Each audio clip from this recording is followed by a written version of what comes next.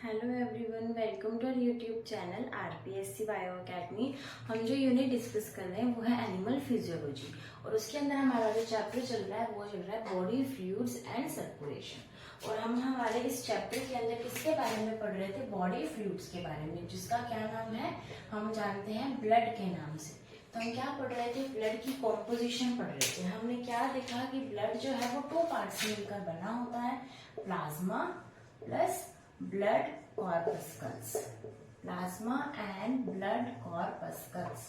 तो हमने previous lectures के अंदर प्लाज्मा को कंप्लीट कर लिया था, जो कि 55% ऑफ ब्लड जो है वो बनाता है। और हमने क्या स्टार्ट कर लिया था? ब्लड कॉर्पस्कल्स को स्टार्ट कर लिया था। और उसके अंदर हमारा जो चल रहा था ब्लड कॉर्पस्कल, वो चल रहा था आरबीसी। आरबीसी को हमने स्टार्ट कर लिया था, लेकिन आरबीसी को हमने फिनिश नहीं किया था। आरबीसी के अंदर अभी और भी थोड़े से फैक्ट्स हमें पढ़ने हैं और फिर आज हम स्टार्ट कर देंगे डब्ल्यूबीसी को। ठीक है, तो हम बात करते हैं आरबीसी की। कल हमने इरिथ्रोपोएसिस के बारे में बात कर रहे थे। किसके बारे में बात कर रहे थे?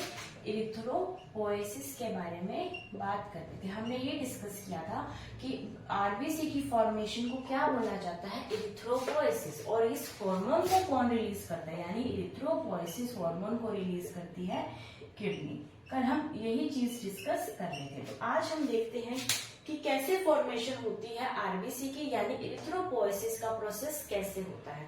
तो हमें पता है कि आरबीसी की फॉर्मेशन एक एडल्ट के अंदर रेड बोन मैरो से होती है। यानी आरबीसी की फॉर्मेशन कहाँ से स्टार्ट होगी? रेड बोन मैरो से। तो हमारे रेड बोन मैरो से आरबीसी की फॉर्मेशन स्टार्ट होगी। रेड बोन मैरो के अंदर क्या प्रेजेंट होता है? इसके अंदर प्रेजेंट होते हैं माइलोब्लास्ट। तो रेड बोन मैरो के अंदर भी माइलोब्लास्ट से क्या स्टार्ट होती है? फॉर्मेशन ऑफ आरबीसी या फिर इरिथ्रोपोएसिस। अब ये जो माइलोब्लास्ट हैं ये कन्वर्ट होंगे प्री इरिथ्रोब्लास्ट के अंदर, प्री इरिथ्रोब्लास्ट के अंदर। और ये जो प्री इरिथ्रोब्लास्ट है ये कन्वर्ट होगा इरिथ्रोब्लास्ट के अंदर। तो प्री इरिथ्रोब्लास्ट से इरिथ्रोब्लास्ट के अंदर कन्वर्ट हो जाएगा कौन? ये रेड बोन मैरो के अंदर प्रेजेंट माइलोब्लास्ट। ठीक है, अब इरिथ्रोब्लास्ट जो है इसके अंदर क्या क्या चीजें आती हैं? इसके अंदर अगर हम बात करें न्यूक्लियस की, तो इरिथ्रोब्लास्ट के अंदर न्यूक्लियस जो होता है वो प्रेजेंट होता है। हम क्या पढ़ते हैं? आरबीसी के अंदर न्यूक्लियस एब्सेंट होता है, लेकिन ये आरबीसी मैच्योर नहीं हुई है। इरिथ्रोब्लास्ट के अंदर न्यूक्लियस न्यूक्लियस प्रेजेंट होगा और बाकी सारे ऑर्गेनल्स भी प्रेजेंट होते हैं। बाकी सारे ऑर्गेनल्स भी प्रेजेंट होंगी, न्यूक्लियस भी प्रेजेंट होगा, लेकिन एचबी का डिपोजिशन जो है वो यहाँ पर नहीं होगा। एचबी अभी तक डिपॉजिट नहीं हुआ, एक नॉर्मल सेल की तरह काम कर रही है यहाँ पर इरिथ्रोब्लास्ट। उसके अंदर न्यूक्लियस प्रेजेंट है, ऑर्गेनल्स प्रेजेंट है, एक नॉर्मल यूकैरियोटिक सेल की तरह वर्क करती है इरिथ्रोब्लास्ट। फिर इसके अंदर क्या होता है? इसके अंदर होता है मॉडिफिकेशन और ये बन जाती है रेटिक्यूलोसाइट। क्या बन जाएगी? रेटिक्यूलोसाइट बन जाएगी। इस रेटिक्यूलोसाइट के बनने के साथ ही यहाँ पर जो न्यूक्लियस प्रेजेंट था वो न्यूक्लियस यहाँ पर एब्सेंट हो जाएगा। यानी यहाँ से मॉडिफिकेशन स्टार्ट हो गया इरिथ्रोसाइट या फिर हम कह सकते हैं आरबीसी के बनने का। यहाँ पर जो है फॉर्मेशन स्टार्ट हो गया। यहाँ तक तो ये एक नॉर्मल सेल की तरह ही बिहेव कर रही थी। यहाँ पर न्यूक्लियस एब्सेंट हो गया, ऑर्गेनल्स जो है इसके अंदर वो भी चले जाएंगे। तो ऑर्गेनल्स भी इसके अंदर क्या हो जाएंगे? एब्सेंट, लेकिन यहाँ पर एचबी का डिपोजिशन हमें देखने को मिलेगा। ठीक है, तो रेटिक्यूलोसाइट के अंदर क्या होता है? न्यूक्लियस भी एब्सेंट होते हैं, ऑर्गेनल्स भी एब्सेंट होते हैं और एचबी प्रेजेंट होते हैं। और ये सारे कौन सी फॉर्म्स है? ये फॉर्म्स है इमेच्योर फॉर्म ऑफ आरबीसी या फिर इरिथ्रोसाइट। अभी ये जो रेटिक्यूलोसाइट है ये कन्वर्ट होगा इरिथ्रोसाइट के अंदर या फिर आरबीसी के अंदर। इरिथ्रोसाइट या फिर आरबीसी के अंदर कन्वर्ट होगा कौन? रेटिक्यूलोसाइट। और इस कन्वर्जन के लिए यहाँ पर किसकी जरूरत पड़ती है? एक तो पड़ेगी हमें आयरन की, तो Fe की जरूरत पड़ेगी, और एक यहाँ पर हमें जरूरत पड़ती है विटामिन B12 की। तो विटामिन B12 एंड Fe इन दोनों की जरूरत पड़ती है एक रेटिक्यूलोसाइट को इरिथ्रोसाइट के अंदर कन्वर्जन होने में या फिर इरिथ्रोपोएसिस होने में। अगर इनकी कमी हो जाए तो यहाँ पर आरबीसी की शेप के अंदर चेंजेस हमें देखने को मिलेंगे। यानी हमारी जो बनने वाली मैच्योर आरबीसी है उसकी शेप या तो बड़ी हो जाएगी या फिर उसकी शेप छोटी हो जाएगी। अगर इस Fe और विटामिन विटामिन B12 के अंदर कुछ चेंजेस आते हैं, वो हम आगे डिस्कस करेंगे भी कैसे किसके कमी से ये बड़ी हो जाएगी, किसकी कमी से ये छोटी हो जाएगी, तो उसके बारे में हम डिस्कस करते हैं। तो हमने क्या पढ़ा, आरबीसी। आरबीसी की फॉर्मेशन को कहा जाता है इरिथ्रोपोएसिस। आरबीसी के अंदर जो इरिथ्रोपोएसिस हार्मोन है वो कौन रिलीज करते हैं, किडनी रिलीज करती है। रेड बोन मैरो के अंदर माइलोब्लास्ट की फॉर्मेशन होती है। ये माइलोब्लास्ट कन्वर्ट हो जाते हैं प्री इरिथ्रोब्लास्ट में, जो कि कन्वर्ट हो जाते हैं इरिथ्रोब्लास्ट में। यहाँ तक जो कुछ भी चल रहा है वो बिल्कुल एक नॉर्मल सेल की तरह ग्रोथ चल रही है। न्यूक्लियस भी प्रेजेंट है, ऑर्गन्स भी प्रेजेंट है और एच भी एब्सेंट है। लेकिन यहाँ से ये मॉडिफाई हो जाती है रेटिकुलोसाइट के अंदर, जिसके अंदर ये स्पेशल आरबीसी वाले इसके अंदर फंक्शन स्टार्ट हो जाते हैं। न्यूक्लियस एब्सेंट, ऑर्गेनल्स भी एब्सेंट और हीमोग्लोबिन यहाँ पर डिपॉजिट हो जाता है। और फिर Fe एंड विटामिन B12 की प्रेजेंस में ये कन्वर्ट हो जाती है एक मैच्योर आरबीसी के अंदर।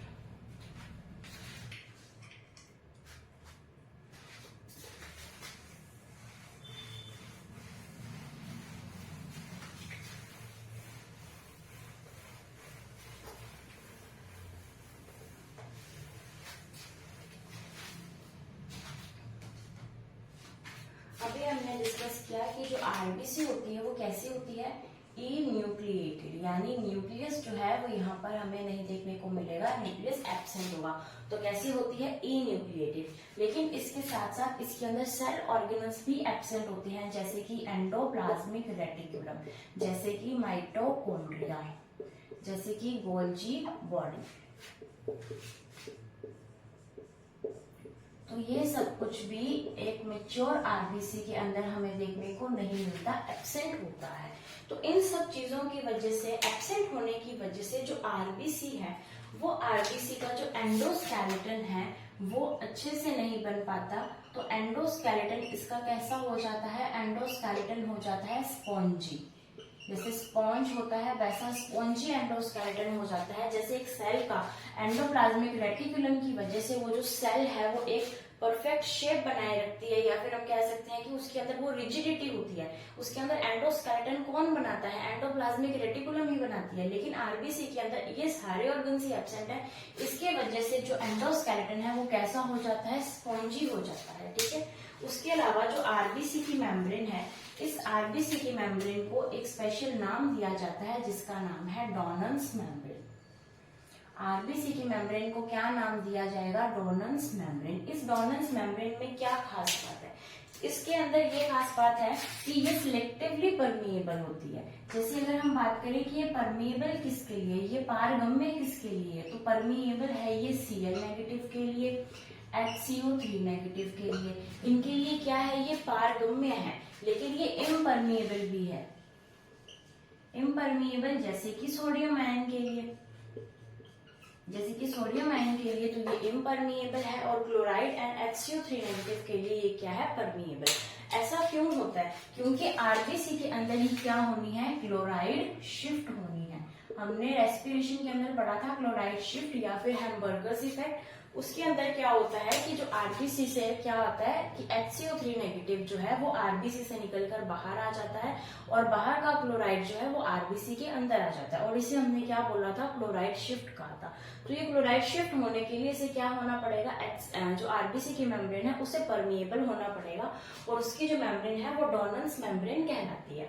तो अभी हमने बात की यहाँ पर ये जो बाइकार्बोनेट आयन है ये आरबीसी के अंदर से जो है बाहर प्लाज्मा में जाता है। तो अगर हम बात करें इस बाइकार्बोनेट आयन की, तो ये आरबीसी के अंदर आता कैसे है, तो बाइकार्बोनेट आयन कैसे आता है, H2O जो कि आरबीसी के अंदर प्रेजेंट होगा, CO2 जो कि टिश्यूज से लिया जाएगा, जो भी टिश्यूज है उनसे CO2 वापस लिया जाता है, उनको ऑक्सीजन प्रोवाइड करवाई जाती है ड्यूरिंग रेस्पिरेशन। तो ये दोनों मिलकर क्या बना लेते हैं, H2CO3, और ये H2CO3 अनस्टेबल होने की वजह से कन्वर्ट हो जाता है H positive plus HCO3 negative के अंदर। और ये जो रिएक्शन है ये कैसी होती है, रिवर्सिबल होती है, और इस रिएक्शन को करने के लिए जो एंजाइम काम आता है वो काम आता है कार्बोनिक एनहाइड्रेज।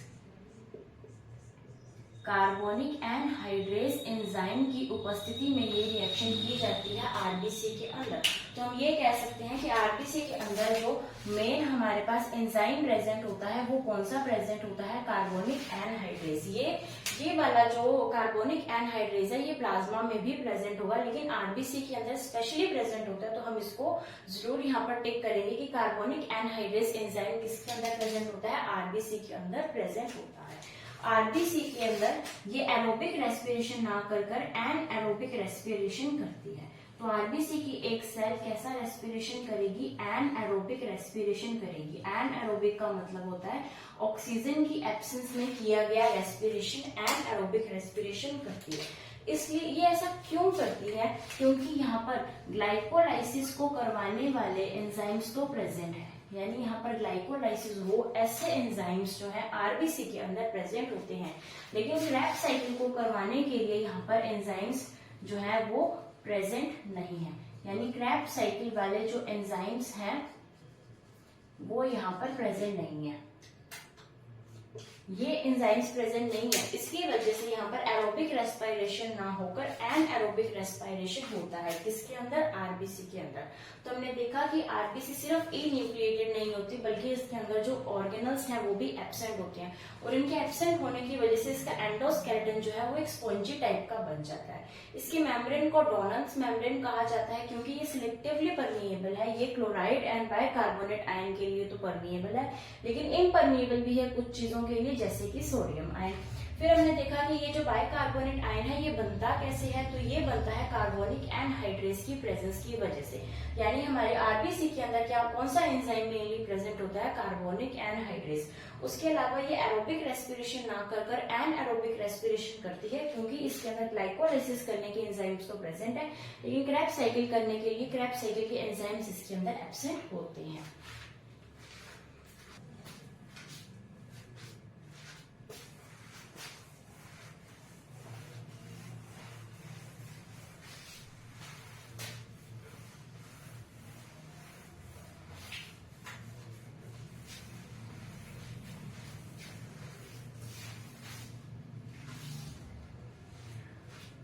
बात करते हैं आरबीसी के अंदर रेस्पिरेटरी पिगमेंट हमारे अंदर कौन सा प्रेजेंट होता है। तो इसके बारे में भी हम डिस्कस कर चुके हैं कि आरबीसी के अंदर जो रेस्पिरेटरी पिगमेंट है वो प्रेजेंट होता है हीमोग्लोबिन। हीमोग्लोबिन, तो हीमोग्लोबिन रेस्पिरेटरी पिगमेंट आरबीसी के अंदर हमें देखने को मिलता है। इस हीमोग्लोबिन की अगर हम बात करें तो हीमोग्लोबिन बना है हीम प्लस ग्लोबिन से। हीम प्लस ग्लोबिन से मिलकर क्या बनता है, हीमोग्लोबिन बनता है। हीम पार्ट इसका 5% है और ग्लोबिन पार्ट इसका 95% है।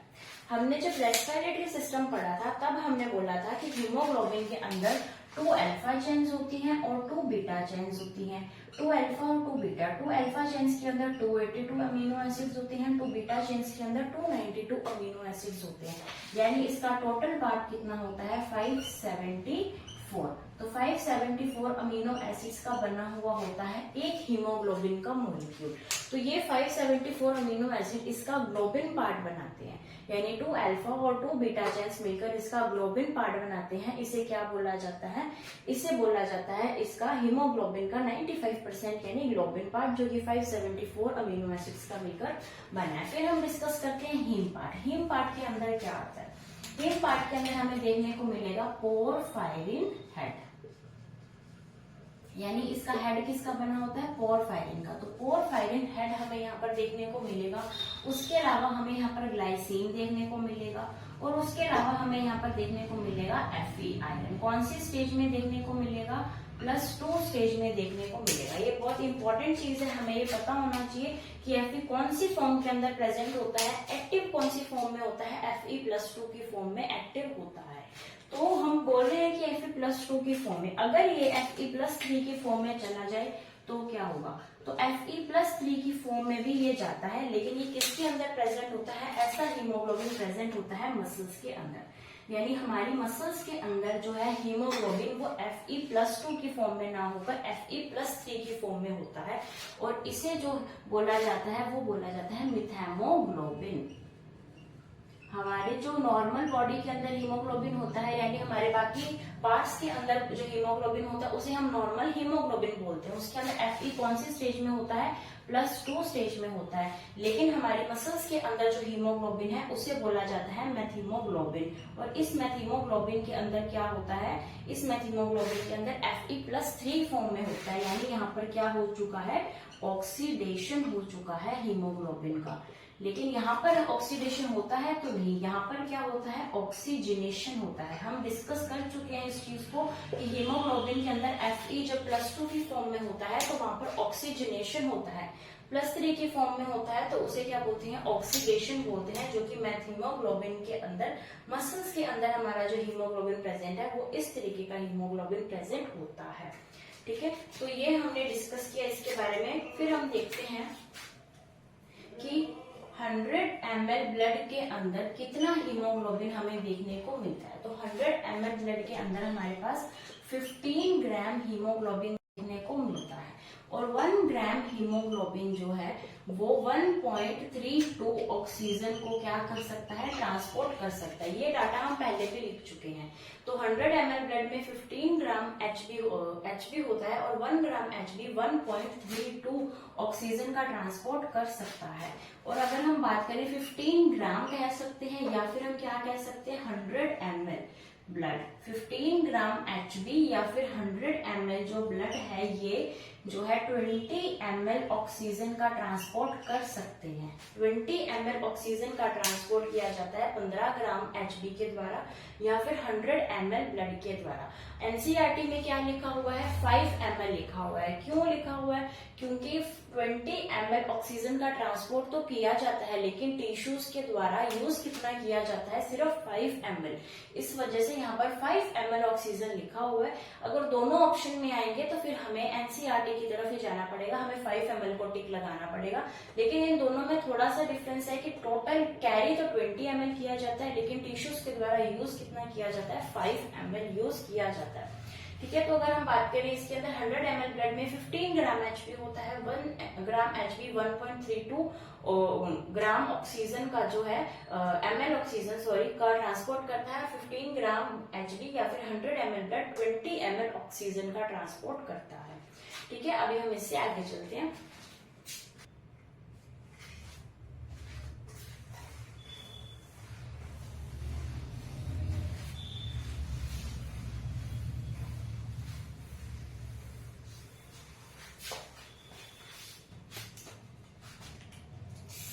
अभी हमने क्या डिस्कस किया कि 100 ml ब्लड के अंदर 15 ग्राम HB प्रेजेंट होता है। अभी हमने यही डिस्कस किया। तो ये जो रेंज है ये वैरी कर सकती है मेल एंड फीमेल के अंदर। तो अगर हम बात करें मेल के अंदर, तो मेल के अंदर ये जो वैरी करती है ये करती है 14 to 16 ग्राम, यानी मेल के अंदर 14 to 16 ग्राम प्रेजेंट होता है HB। और अगर हम बात करें फीमेल की, तो फीमेल में ये प्रेजेंट होता है 12 to 14 ग्राम, 12 to 14 ग्राम, यानी मेल एंड फीमेल में ये जो HB की वैल्यू है ये क्या करती है, वेरी करती है। और फिर हम डिस्कस करें अगर RBC को, यानी RBC का नंबर भी क्या वेरी करता है, तो बिल्कुल वेरी करता है। अगर हम बात करें मेल की, तो मेल के अंदर जो RBC का नंबर है वो होगा 50 to 55 लाख पर mm³, 50 to 55 लाख पर mm³, या फिर हम इसको क्या बोल सकते हैं, 5 से 5.5 मिलियन, 5 to 5.5 मिलियन। मिलियन क्या होता है, 1 million is equal to 10 lakh, तो 50 लाख या फिर 5 मिलियन भी हम इसको बोल सकते हैं। और अगर हम बात करें किसी फीमेल की, तो फीमेल के अंदर ये प्रेजेंट होता है 45 to 50 लाख पर mm³, क्या प्रेजेंट होती है, RBC देखने को मिलती है। फिर हम बात करते हैं किसी चाइल्ड के अंदर, तो चाइल्ड के अंदर ये और भी बढ़ जाती है, यानी अराउंड 70 लाख पर mm³ ये पहुंच जाती है। तो सबसे ज्यादा RBC हम किसके अंदर देखेंगे, सबसे ज्यादा एक चाइल्ड के अंदर देखने को मिलेगी, उससे कम एक मेल के अंदर और उससे भी कम एक फीमेल के अंदर हमें RBC देखने को मिलती है। तो इसी तरीके से HB का नंबर भी और RBC का नंबर भी वेरी करता है मेल एंड फीमेल के अंदर।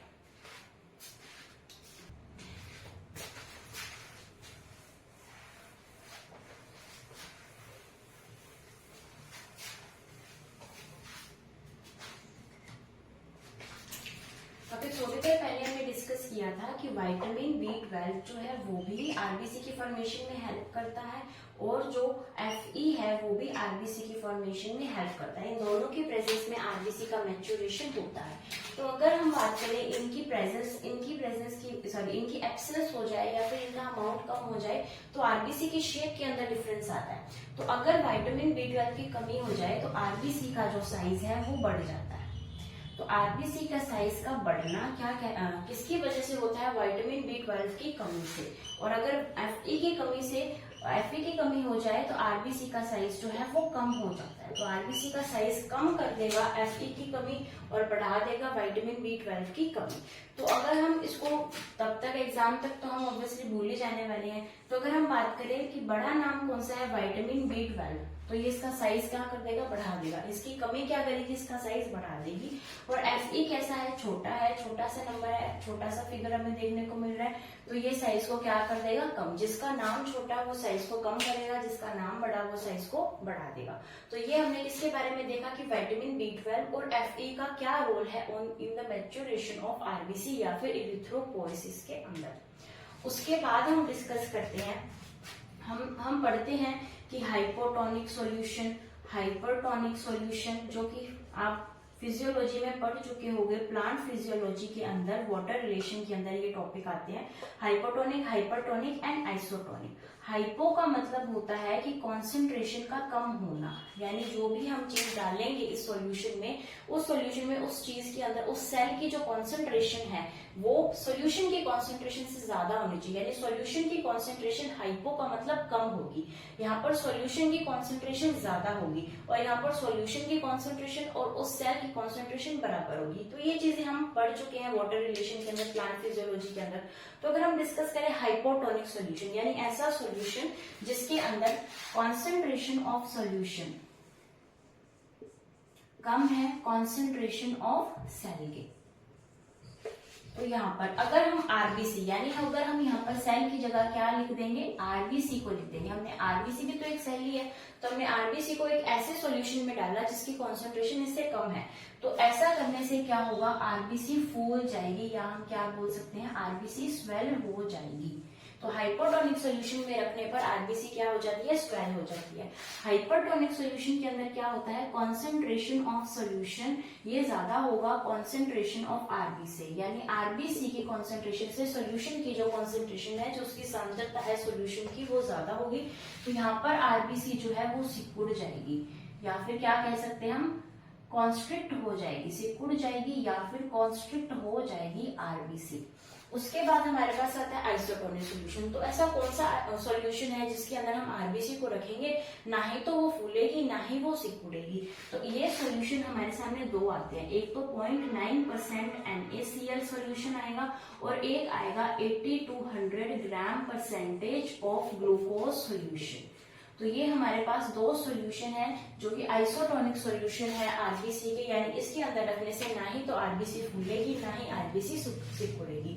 और जब हमने ब्लड की कॉम्पोजिशन पढ़ी थी प्लाज्मा की, उसके अंदर भी हमने यही बोला था कि 80 to 100 ग्राम जो ग्लूकोज है वो रिक्वायर्ड होता है। तो ये उधर से सेम ही हो गया, क्योंकि हमारे ब्लड के अंदर जो है प्लाज्मा के अंदर जो आरबीसी है वो अपनी नॉर्मल शेप में रहती है, यानी ये वाला जो उसका सॉल्यूशन है वो कैसा होगा? इसके लिए आइसोटोनिक होगा, तभी तो ना ही वो सिकुड़ रही है ना ही वो फूल रही है। तो हाइपो को याद कर सकते हैं हम, हाइपो यानी हाइपोपोटामस। हाइपोपोटामस साइज में क्या होता है? बड़ा। तो आरबीसी कैसी हो जाएगी? साइज में बड़ी। हाइपरटोनिक में इसका उल्टा हो जाएगा, आरबीसी सिकुड़ जाएगी, और आइसोटोनिक में ना ही वो फूलेगी ना ही वो सिकुड़ेगी। तो ये हमने यहाँ पर आरबीसी को कंप्लीट किया। अभी हम स्टार्ट करते हैं सेकेंड ब्लड कॉर्पस का, डब्ल्यूबीसी को।